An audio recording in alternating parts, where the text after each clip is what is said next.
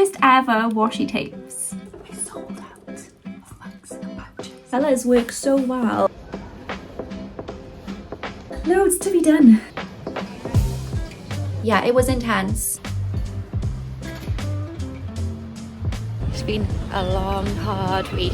Was it worth the amount of work and time that went into it? Hello guys, and welcome to a new studio vlog. Here you may see me in a different studio that you may recognize. I visited the lovely Rebecca from Rebel Jones Designs to help me with my new mug press. So HTVront kindly sent me their brand new auto mug press, and I was so excited to get this started, and I realized I didn't have a sublimation printer, but Beck has. So I went over to her studio and printed some designs and had a go at the mug press, and there were a few trial and error moments. Like here you can see the black line printed, which was on the outside of the design on accident. I forgot to cut it out. So that was a minor error, but a very easy one to correct nonetheless. And here you can see we perfected it. So I spent the entire time making mugs over hers, ready for my pop-up in John Lewis. And these mugs, guys, went down so well. So thank you so much to HTVront for gifting me this auto mug press. It has been a game changer, and I love how the Making Magic mugs look. Like, they are my favorite, and I boxed them all up ready for my pop-up shop. So John Lewis prep is in full swing. I printed mugs yesterday with Beck from Rebel Jones Design, and the majority of them went to plan. So I'll be launching them at John Lewis next week. I don't have many, so if they sell well, I don't think I'll be able to restock them super soon. And I've been making so many new things. I don't know why I do this. Whenever I do something big, I always bring out new things, and like, I don't have enough time to do that, but I do it anyway. And I think this is my first ever washi tape that's just arrived, so I thought I'll open it with you guys. So I actually had the file saved on my laptop for over a year, and I remember Beck saying to me, why have you never done washi tape before? And I was like, oh, I actually was meant to, like last year, but the company never replied to my email, and I'm so busy that I just like forgot about it and dropped it.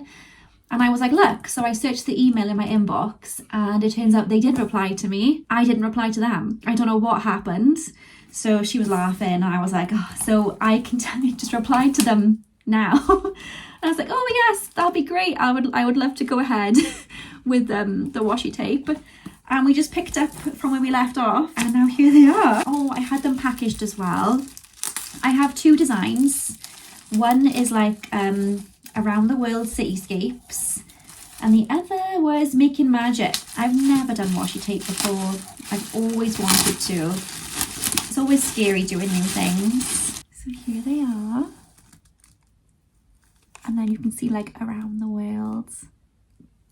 I've got like things from London, Paris, New York, Tokyo, and then it repeats. So it's part of my Wish You Were Here collection. So I do have Tokyo, London, New York, and Paris pins as part of Kickstarter that I did a few years ago.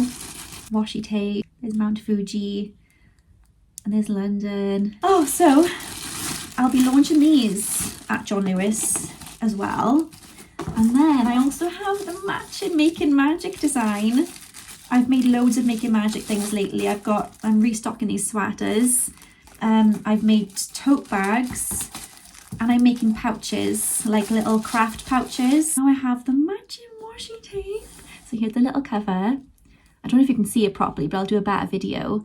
And there's the Making Magic design with all these little crafty bits on there, and the letters and the paintbrushes, computer and the scissors and the wool. I love it. Exactly what I was expecting. I think I'll open two and take some nice pictures.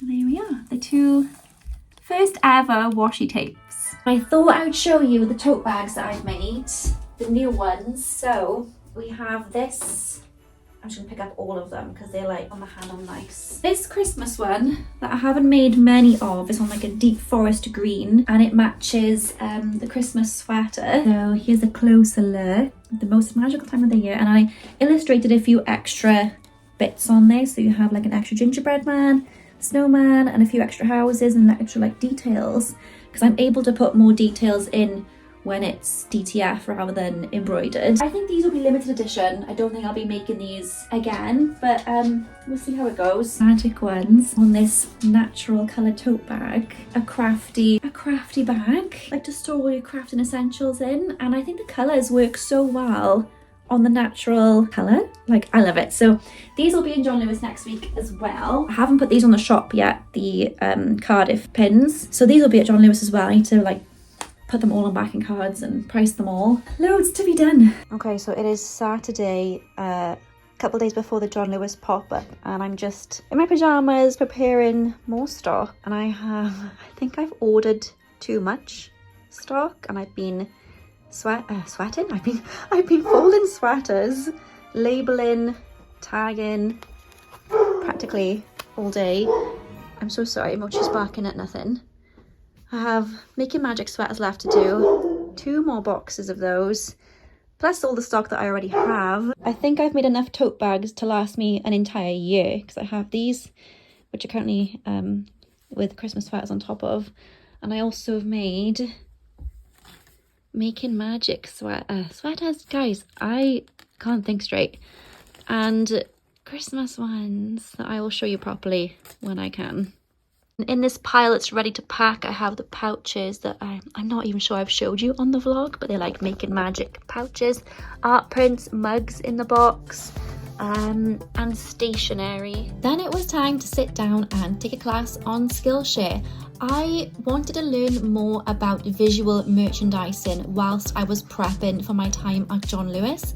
And so I found this class by Christina M, a visual merchandise manager, and the class is called Visual Merchandising 101, Fundamentals of Mannequin Styling, Retail Floor Plans and Window Displays. Now, I didn't need to know about mannequin styling, so I don't have one, or floor plans or window displays, but I was interested in this class because she shows how to merchandise apparel and accessories, and how to fold things and how to display clothing and items. And this is something that I really worried about when it came to John Lewis, so I just wanted to feel more prepared. For those of you who don't know, Skillshare is an online learning community filled with thousands of online inspirational classes from graphic design, art, painting, clay, you name it, it is on there. And I'm so pleased. I just knew they would have something for visual merchandising. And Skillshare are giving the first 500 people to click the link in my description a 1-month free trial. Skillshare has been so useful for me lately, especially when it comes to doing such big things like this that I'm really nervous for. But this class actually put me at ease, and I knew that having both options for my jumpers and t-shirts, like my rail and the folded options, it should look good. So I went into John Lewis the next day feeling a bit more prepared. So thank you so much Skillshare for sponsoring this video. Now let's get on with the rest of the vlog. And then it was time to go, guys. We dropped off all my stock in the John Lewis warehouse at the bottom or underground. And I wasn't sure where I was going, but we did it. It was all dropped off. I took up 2 full crates, and so it was ready for the next morning.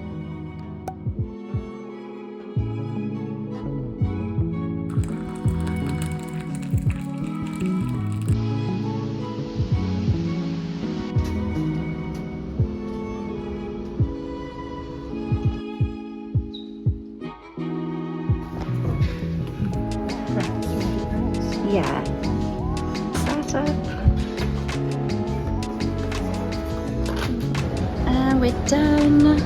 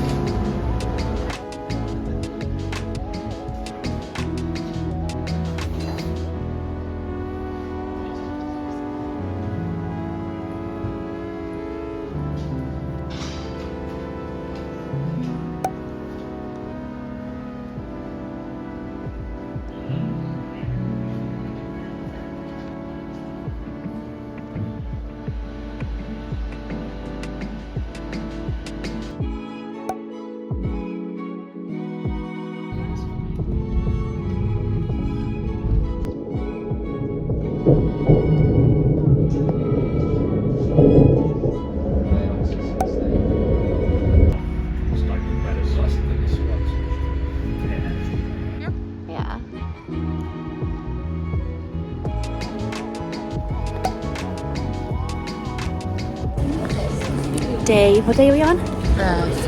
Day 3. Coconutcha is day 3. Coconutcha. Coconutcha. Coconutcha. Coconut. Atcha.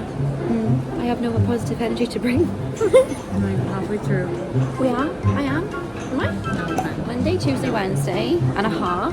3.5. 7 days. Yeah, 3.5 is half of 7. We're not 3 days yet, and we haven't completed 3 days yet. Tomorrow lunchtime you'll be. We're almost I'm halfway. Almost halfway through. It's the slowest days of my life. But it's to be expected. Yeah. On a Monday, Tuesday, and Wednesday. Is it Wednesday today? It is Wednesday. Wednesday. On a Monday, Tuesday, and Wednesday. It is expected. But it's going well. It's going well. It's just long. I've been asked more for directions than I have for my pop-up stuff. But I know where everything is. I know where Santa is now. Santa's upstairs, north. Oh. Monday, Tuesday, Wednesday, very quiet days. And everyone's holding out hope for the weekends. So we're expecting to be busy tomorrow. On Thursday? Yeah. Start of the weekend. I guess. Take Fridays off. Yeah, Thursday, Friday, Saturday, Sunday should be really good. Not that it hasn't been good, it's just been so long. 9 till 8 every single day. And it's slow for those hours. Whereas usually a market's like what, 4 or 5 hours. Yeah, and it's a bit of a buzz, whereas there's like no buzz here at the minute. But it is a weekday. Well, it's the end of day 3. You're exhausted.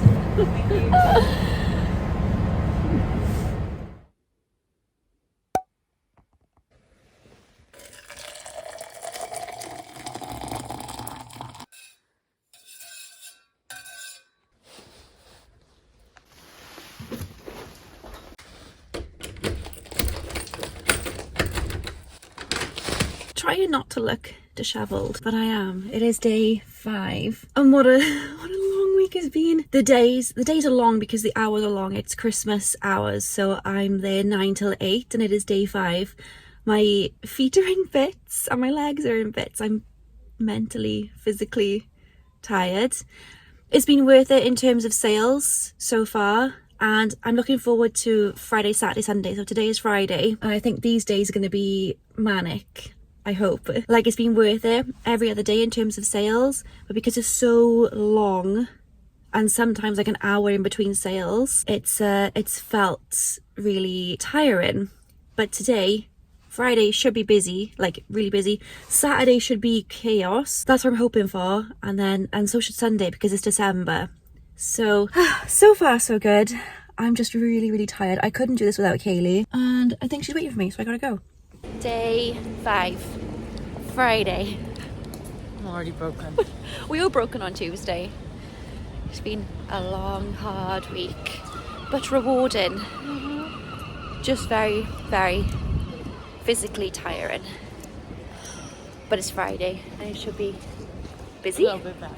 It should be full of atmosphere today because it's Friday, and tomorrow should be crazy. So, yeah, I think we got the worst days out of the way. Definitely. And we're not feeling fresh. No. But we will pretend. Funky fresh. Definitely not. I'm too tired. What's Godzilla? Of mice and men. Godzilla. I don't get that one.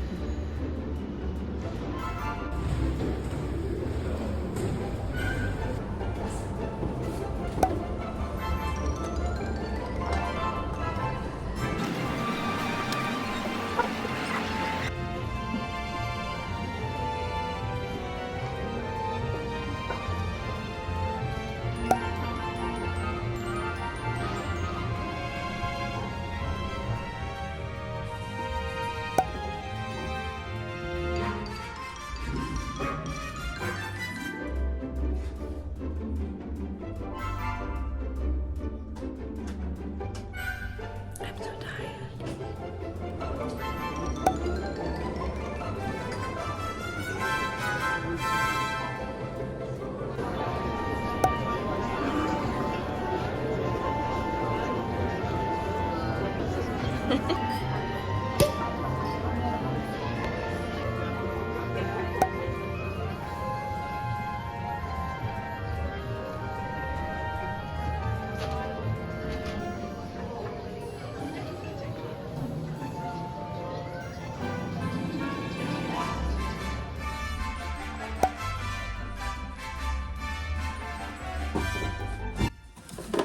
sold out of mugs and pouches. And I'm running low on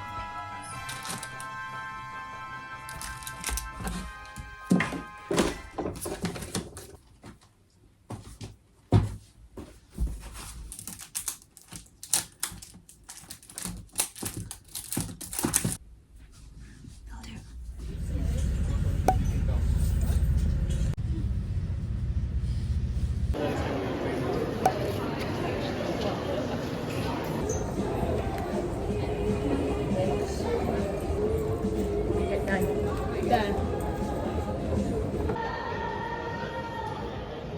Well done.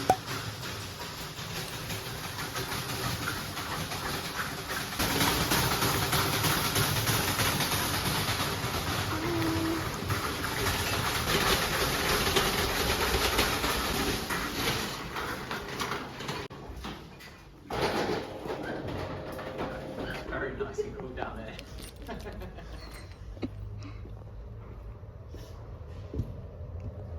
All done. All packed up in 35 minutes. It is done. Like through the different seasons and the different, I'll definitely be a lot more chill. I've been back in my studio since Monday. So Sunday was my last day in John Lewis. It is now Thursday today.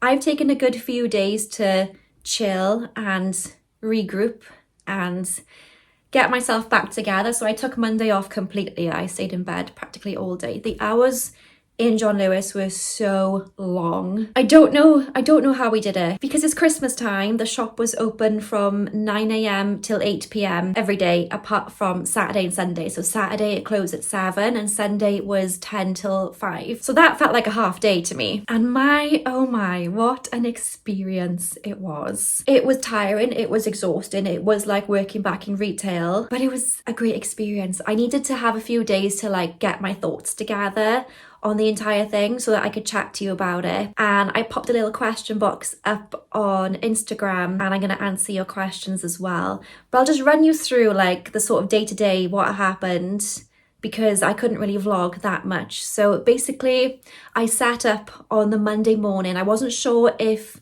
I could use certain fixtures or shelves. I knew that I would have had the table, but the table is smaller. I think it wasn't 6 foot, it was smaller than an average table. And I wasn't sure like what shelving I would have, what different platforms for height and things. It's a lot different to setting out a market stand. This was a lot more pressure. I felt a lot of pressure to make sure things look good for retail, and not just any retail, but John Lewis. And for those of you that aren't in the UK, John Lewis is like a mid to high end department store. They sell designer brands, luxury brands, like mid to high end sort of things. It's not exactly Selfridges, but it's up there. So the pressure was on me because it wasn't a market. I've had many experiences with markets, but this was something else. Luckily in the morning, I found out that I had the table and the shelving stand next to me. I'll put pictures here. And so that I could put my sweaters on the shelves and on the shelves underneath, and then have my rail next to me, have my bench in front. And I also invested in like an art stand recently, and I think all that together, plus the new arch that my dad made, my new arch stand, so he made both the pink arches, I think it all tied together really nicely. So that was my biggest stress, was worrying about how it looked, because I didn't know how it was going to look before I got there. So once that was out of the way, I could breathe a bit, and then the shop opened, and then it was time for trade-in. And I didn't know how to approach people, I guess, because when you're at a market, people are there for you, or if they're not there for you, they're there for other handmade businesses or small businesses. And so people are a bit more interested, I think, in what you have to sell or to save. And so obviously not everyone going to John Lewis is there looking for small business, you know, items or sweaters or illustrated goods. So I would have people come over to me, and usually when people start to look at my things, I would always say hi, at least like say hello to be polite. But people didn't like that in John Lewis, because the amount of times on the first day I said hello to anyone that came over to my stand, and they would go, I'm just browsing. And I'd be like, okay, that's fine. I wasn't going to sell you anything. It was a lot. So I had to change my approach compared to markets, because I say hi to everyone at markets. It's just the normal thing to do. I'm not going to be like, hi, buy my things. I'm just like, hello, and that's it. And if they want to engage in conversation, then great. And if they don't, then great. But yeah, it was different in John Lewis. So I played it differently. I still have an eye twitch, by the way. Don't know if you can see it. My eye's been twitching so bad. If they lingered and proper like looked through things, then I'd be like, hi, you okay? And then they would either just be like, yeah, I'm good, or they would be really interested. So it was a different approach to customers in a retail store. One, because they weren't necessarily there to see me, and two, they were busy, they were there to do other things. The days, like I said, were long, and I could not have done it without the help of my friends and family. I hate asking for help. I think it's something that we all struggle with. I always feel like I'm in debt then, like forever, and I can never ever repay them. And I feel like that now. Like I had to have so much help, and Kaylee was with me every day, Monday to Friday. And those were long hours. Like we couldn't both stand at the stand at the same time either, because that would make no sense. So like sometimes I would go off on a lunch break, and then I would come back, and Kaylee would go off on a lunch break, and we would swap it like that all the time. And I still feel terrible. I feel terrible about it. And then my other friend Cosmina came to help me on Saturday, and my boyfriend helped me. Yeah, it was intense. And Monday to Wednesday was not busy at all. Wednesday was actually like a ghost town in all of Cardiff. The weekdays were a bit long. They did feel quite long. And when things start to get a bit boring, it gets so much harder. It's so much harder when things are a bit slow. But Friday, Saturday and Sunday were lovely. They were amazing. There was things going on. There was like a catwalk show and a beauty expert talking like right by my stand. I had the Prosecco stand right next to me with free glasses of Prosecco for everyone that came in. And there was much more of a buzz and more of an atmosphere. And we had like Christmas music playing and a choir upstairs and a brass band. There was things going on the weekend that just made a buzz. And that was when it was busy. And it was worth it then on the weekend. I'll go through my questions because I know a lot of you have asked if it was worth it.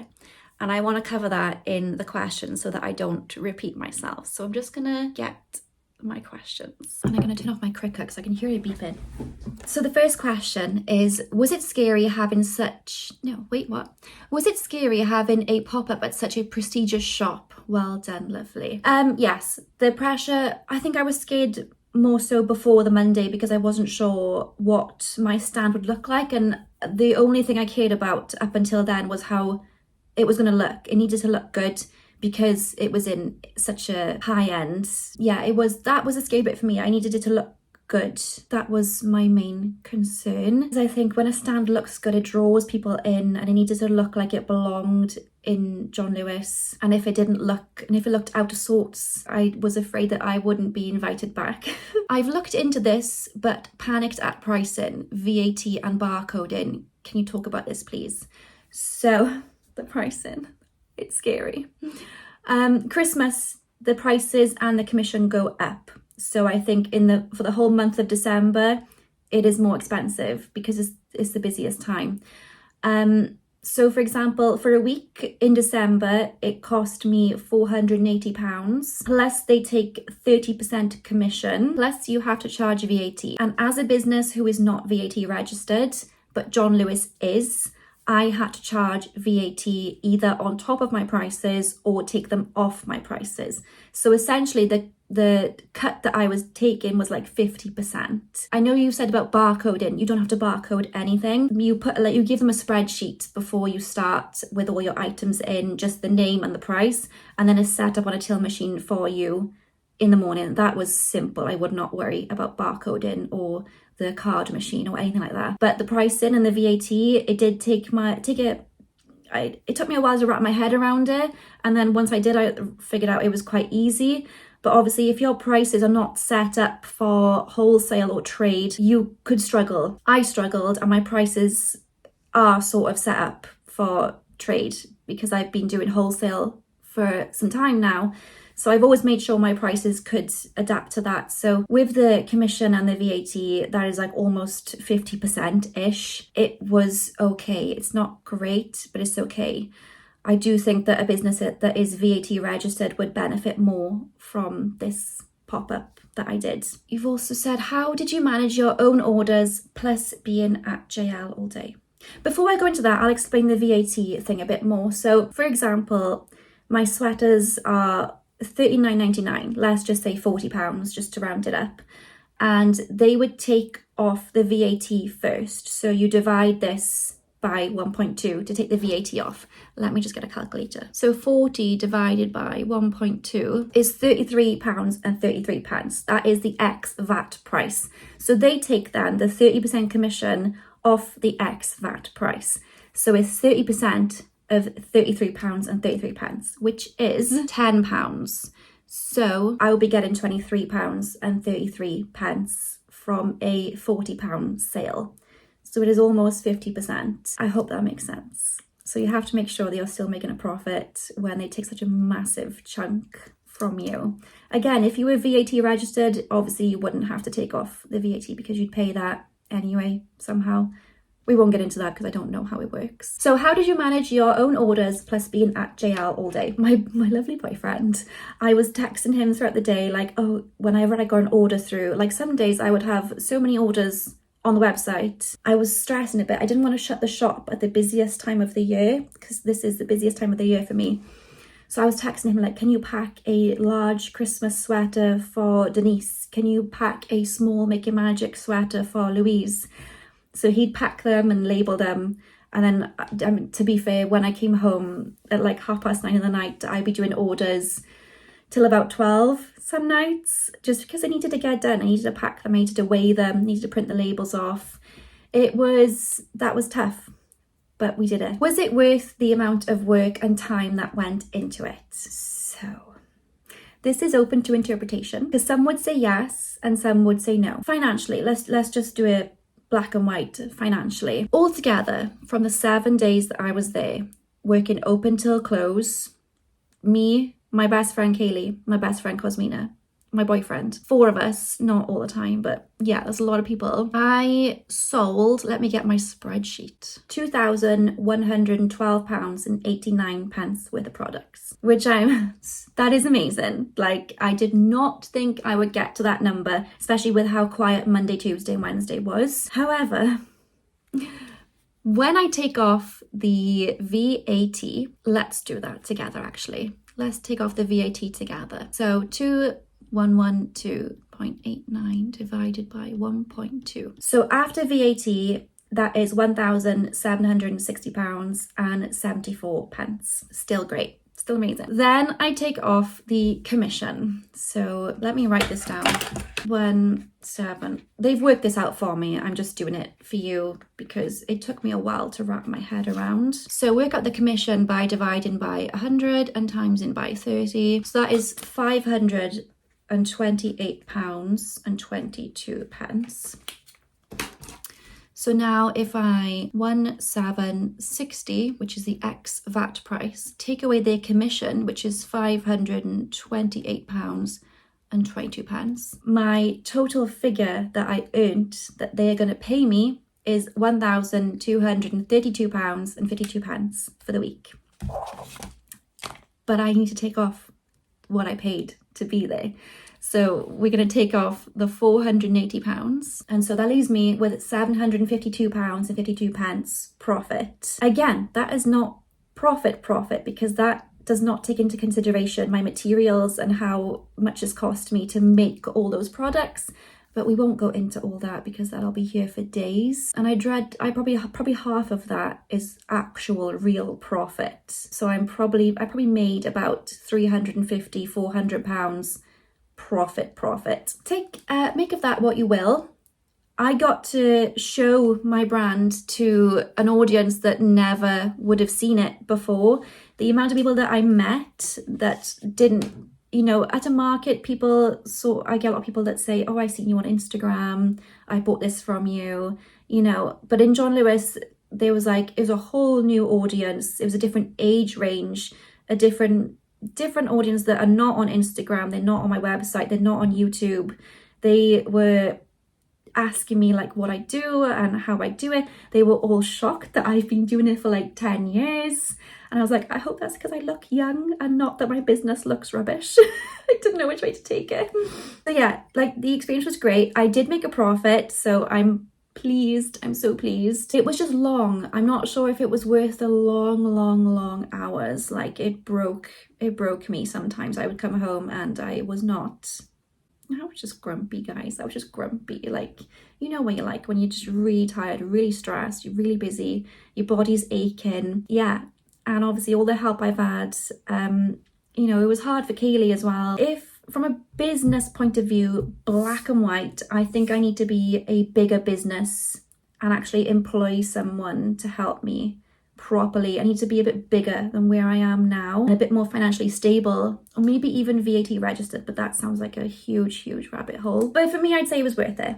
It was worth it for me, and I sort of went in expecting not to make a profit. I expected to maybe break even at a push. So this is great. This is great for me. The next question, from a business point of view, was it worth it financially? I imagine the exposure and experience was invaluable. Yeah, so I just covered all that. From a business point of view, was it worth it financially? Probably not from a business point of view. From my point of view, yes, it ended up being worth it because I did make a profit. It was my first experience there, and I got to meet so many new people and get my business in the faces of an entirely new audience. And I sold lots of Christmas gifts. I just want to do a little disclaimer when I'm chatting about my numbers. I know that they are really great numbers, and earning £750 a few years ago was my entire monthly wage. I don't want it to come across bad that I may come across as disheartened by what I earned in John Lewis for the last week. I'm not at all. I'm really grateful because I didn't think I'd break even at the start. But yeah, every business is different, and whether this is your full-time job or a part-time job or just a hobby, or you have big aspirations and you want your business to be great and huge, numbers are different for everyone. It totally depends on where your business is and where you are, and I just want that to be really transparent. So I'm sharing my numbers so that you know how my week went. And if you have a similar sort of business and you're thinking of doing a pop-up as well, that's how it went for me. And if those numbers are good for you, great. And if they're not good for you, maybe you would make changes or do something a bit different, or you wouldn't do it at all. So yeah, I hope that's okay. My personal highlight, I guess, it was when people come to see me that I knew. So a few people obviously came down who were local to Cardiff to say hi, and that was probably my highlight, because it's nice to see people that you know and speak to them and catch up and tell them how it's going. And yeah, I think that plus all the help that I had. Did you have different bestsellers in store versus online? Well, yes, but it's my own fault because the things that were bestsellers are not actually on my website yet. So my bestsellers were my mugs, for sure, because I sold out. My pouches, for sure, because I sold out. And my Cardiff pins, because everyone always asks me for Cardiff pins in person. And I finally did them, and my Cardiff pins sold well in person. I don't think they're going to sell well online, because my online audience is from all over. It's global. I know there's a lot of you in the US and Canada and Australia, and a lot of you in England, and I don't think you're going to be buying a Cardiff pin, but that sold really well in person, and I'm glad because I've been asked for it for years and it paid off. I've seen a Coco Natasha package arrive, but I think it's from Santa. Ooh, how exciting! I'd like to know, from a profit point of view, as a business with cost, commission, staffing, is it worth it? Again, I've said my figures. It's down to you to decide whether it will be worth it for you, I guess.